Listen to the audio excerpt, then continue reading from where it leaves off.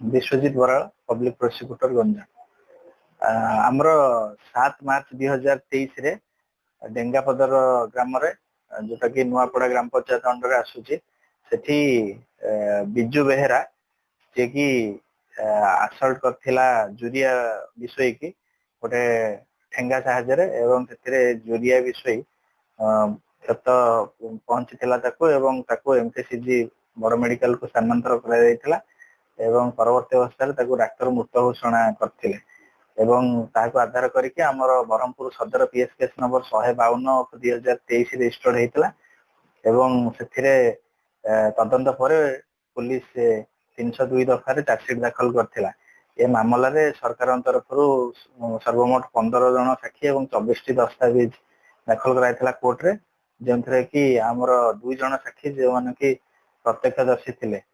एवं सेमानकर साक्ष्य एवं अन्य दस्तावेज ताको आधार करी मान्यवर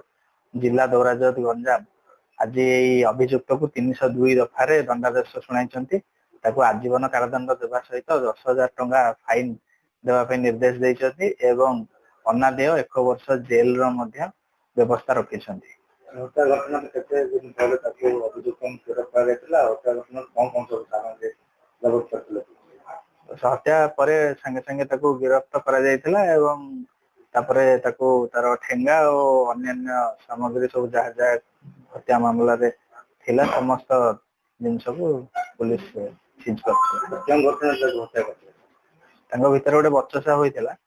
एवं ताको सेही तापरे तेरे उक्षिप्त हेई से ता गोटे ठेंगा रे आक्रमण करथिला से गां रो गोटे कोठा घर अछि सेही कोठा घर पाखरे ही ताको मरण करथिला। घटना तार बचसा कोन केन कारण को बचसा से पुराना को संपृक्ति तांगो किछि पुराना राग को नै कि तांगो भीतर बचसा